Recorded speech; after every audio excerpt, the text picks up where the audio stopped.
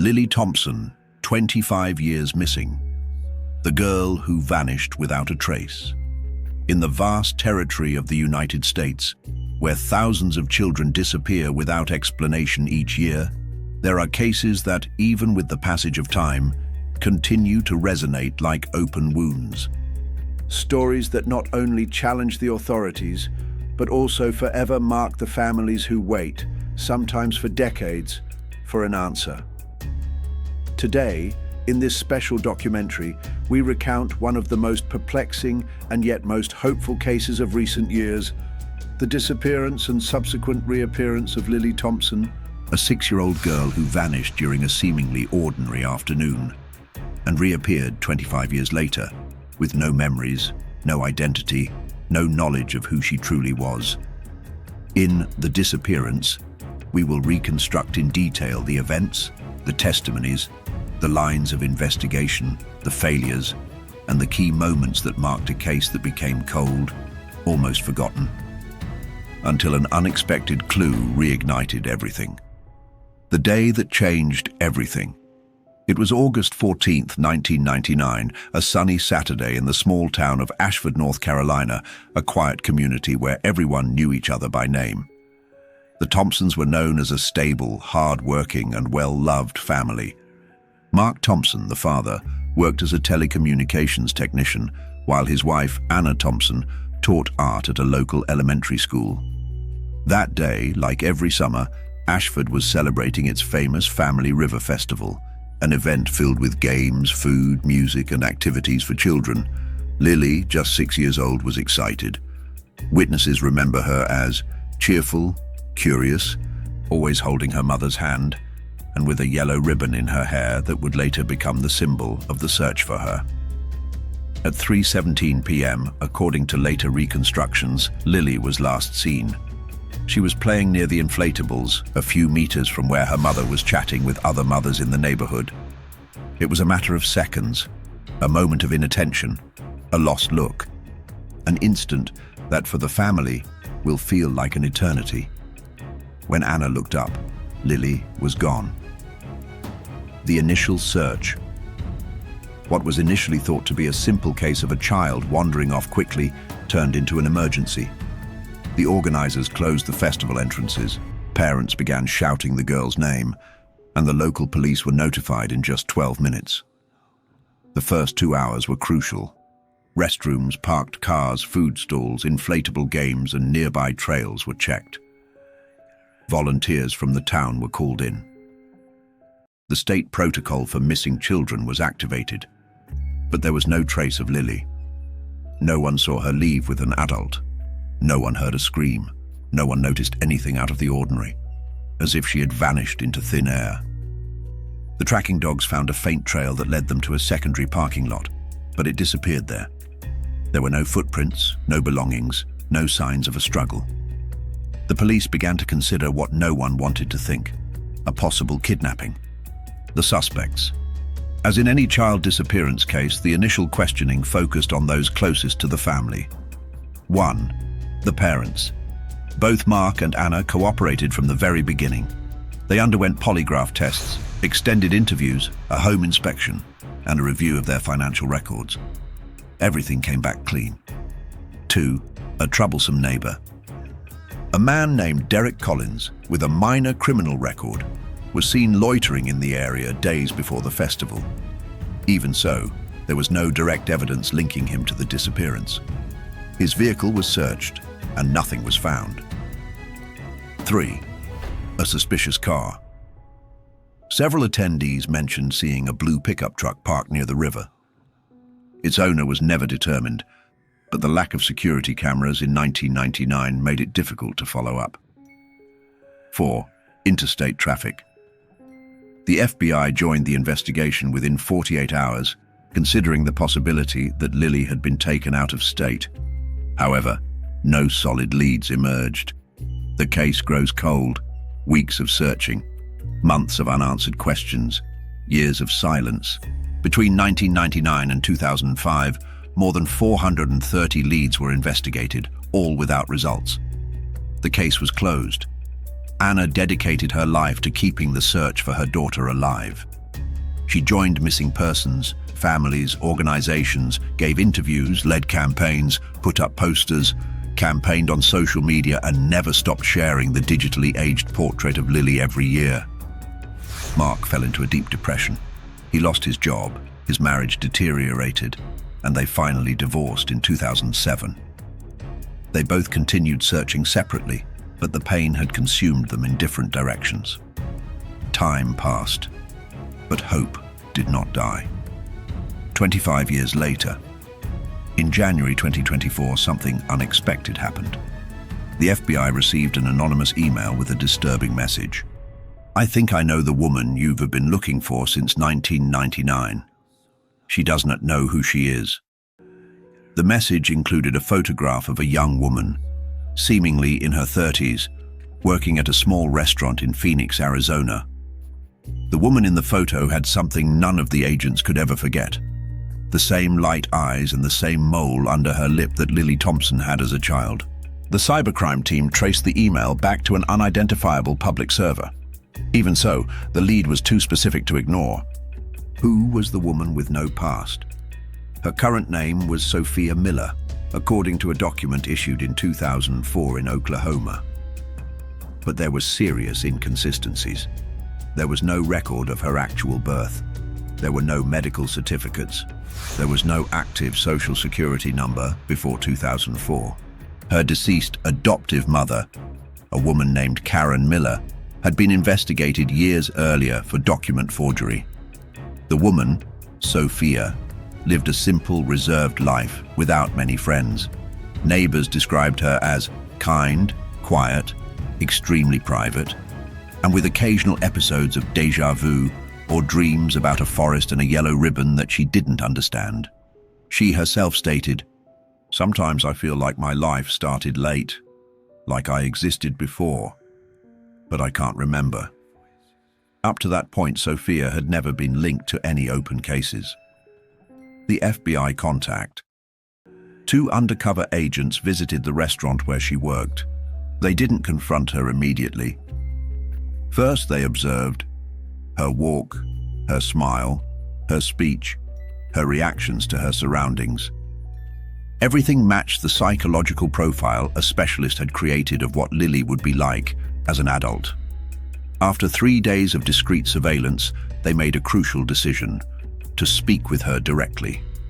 They arranged to meet with her under the pretext of reviewing irregular employment documentation. She agreed. In the interview, the agents noticed several important things. 1. She knew no details about her childhood before the age of 7 or 8. 2. Everything she knew about her life came from the late Karen Miller. 3. She had no family photographs from her childhood. 4. She had no school records before moving to Oklahoma. When agents asked her if she had ever felt like she didn't belong where she grew up, Sophia broke down and replied, "I always felt like I was living a life that wasn't my own." Biological testing. The FBI finally explained that they were investigating a possible case of identity theft. Sophia cooperated voluntarily and agreed to a DNA test. The sample was sent to the National Genetic Identification Laboratory. 4 days later, the results came back. A 99.98% match with a sample stored since 1999 belonging to Lily Thompson's biological parents. The agents checked the results 3 times. There was no mistake. The woman known for 20 years as Sophia Miller was, in fact, Lily Thompson, the missing girl the nation had given up for lost. The shock. The FBI prepared for the difficult conversation. But before informing Lily, there was something else they needed to confirm. How did she get there? Who took her? How did she live so long without being discovered? Investigators found something revealing. Her adoptive mother, Karen Miller, had died in 2019 of natural causes. A box of partially burned documents was found in her home. Some fragments were salvaged. Gas receipts between North Carolina and Tennessee, dated August 1999. A blurry photo of Lily, approximately 8 years old.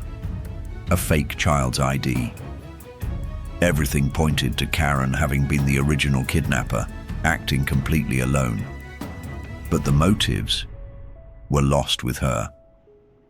The encounter with her true identity. On February 17th, 2024, the FBI summoned Sophia.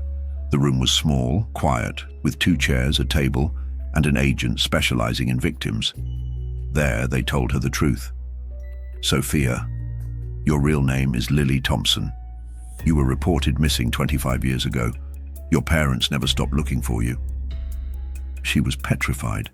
She began to cry uncontrollably, but not from shock, but from something deeper. She said, "All my life I felt like something was broken inside me. Now I understand why."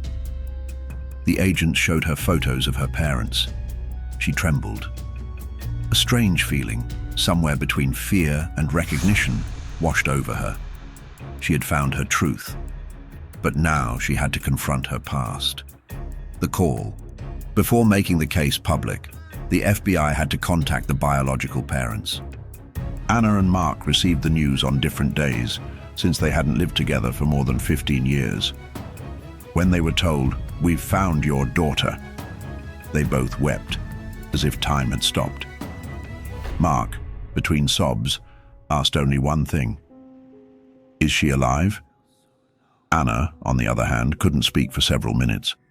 Finally, she said, "Do you remember me?" The answer was painful. Not yet. But there was hope. The reunion, the happy ending begins. The FBI arranged a carefully supervised meeting. The press knew nothing yet. Only the following were present: Lily, her mother, Anna, her father, Mark, a psychologist, and 2 agents. When Lily entered the room, the atmosphere became indescribable. Anna covered her mouth. Mark fell to his knees and began to cry. Lily, trembling, said the phrase that marked the beginning of her healing: "I don't remember you, but I feel you." Anna hugged her gently, as if afraid of breaking her. Mark could barely breathe. It was a silent, tearful reunion, where the painful past finally found light. But many questions remained. What was her life like with her kidnapper? Why was she taken? What memories might return? How would she reconstruct her identity? What would she do with her life now? The truth behind the kidnapping and the rebuilding of a life after the reunion. The reunion between Lily Thompson and her parents was just the beginning of a complex and profound process. Although the emotion was undeniable, specialists knew that the reintegration of a person who had been missing for more than 2 decades could not happen immediately. For the first few days, Lily remained under the supervision of a team of forensic psychologists and experts in long-term trauma. They confirmed that the young woman suffered from dissociative amnesia, a common condition in victims of prolonged childhood abduction. Her mind, as a defense mechanism, had almost completely blocked out memories of her childhood. Even so, some fragments slowly began to emerge: a swing, a laugh, the yellow ribbon in her hair, the smell of paint from her mother's art studio. Small glimpses of a life that was once hers. The first steps toward her true identity. Anna and Mark, though overcome with emotion, were instructed to proceed slowly. They couldn't force memories, overwhelm her, or bombard her with information all at once. They had to create a safe, patient, and loving environment. The FBI assigned them a private space at a family support center, where Lily and her parents spent hours talking, sharing photos, and reminiscing. At first, Lily was nervous. She didn't know how to behave with them. Everything was familiar and strange at the same time. But little by little, she began to open up. She looked at each photo carefully. She asked questions about her childhood. She tried to understand who she had been before becoming Sophia. One night, while looking at a photo of herself at age 6 with a unicorn-shaped cake, Lily fell silent. After a few seconds, she said, "The flavor. I remember it was strawberry." A small detail, but for Anna, it meant the world. Their daughter was coming back, reconstructing the truth of the kidnapping. While the family was reunited, the FBI continued investigating the other side of the case. Why was Lily kidnapped? Although Karen Miller, the kidnapper, had died in 2019, documents, witnesses, and clues remained that could shed light on her motivations. The FBI's findings revealed a dark story. Karen Miller had tried unsuccessfully to adopt for years. She had an unstable psychological history and a past marked by family losses. Several testimonies indicated that she suffered from depressive episodes and obsessions with motherhood. The FBI was able to reconstruct that in 1999, Karen frequently traveled to North Carolina for work. The dates coincided exactly with Lily's disappearance. After the kidnapping, Karen had done the following: burned documents, changed states multiple times, forged certificates, kept Lily isolated throughout her childhood, kept her away from doctors and traditional schools. The most unsettling question arose among investigators: did Lily suffer abuse or violence during those 25 years? The answer, while tragic in essence, was a partial relief. There was no evidence of physical harm or assault. According to witnesses, Karen treated Lily as her legitimate daughter, but in a controlled and extremely isolated environment. She changed her name, homeschooled her herself, and made her believe that her father was dead and that she was the only family she had. It was a kidnapping, but also emotional confinement. First memories. During one of the therapy sessions, something significant happened. They showed her an object from her childhood, the yellow ribbon she wore the day she disappeared. When she held it between her fingers, Lily closed her eyes. Her hands trembled. Her breathing became unsteady. And then she said, "There was someone else, a boy. He played with me. I remember his laughter." Her parents exchanged tearful glances. That boy was Ethan, Lily's best friend, who was now 31 years old and living in Boston. The family decided to contact him. When Ethan received the news, he was in shock. He remembered being with her on the day of the festival. He remembered how they played and how her disappearance had marked his childhood. They arranged to meet. Meeting Ethan. The reunion between Lily and Ethan was emotional and deeply moving. He cried as soon as he saw her, and although she didn't remember him completely, something inside her felt familiar. Ethan said, "I searched for you my whole life. I was afraid I'd forget your voice." Although she didn't fully remember their friendship, Lily expressed that seeing him brought her a calming feeling, like a fragment of the past finally taking shape. This encounter represented a giant leap forward in recovering her emotional memory. The decisive moment after 2 months of therapy, reunions, and discoveries, Lily made the most important decision of her life: to reclaim her true identity, to be Lily Thompson again. She legally accepted the change, was re-registered with her original name, and decided to keep Sophia Miller as a reminder of the path that led her to the truth. Her statement was, "I don't want to forget who I was with Karen because that little girl also fought to survive, but I want to honor the girl I was before. I want to be both, but I also want to be free." The case is closed. Finally, after 25 years of mystery, the FBI publicly announced the resolution of the case. In front of the cameras, the spokesperson declared, "Lily Thompson, who disappeared in 1999, has been found alive. The kidnapping was committed by Karen Miller, now deceased. The victim is recovering and has been reunited with her family." The entire country was shocked.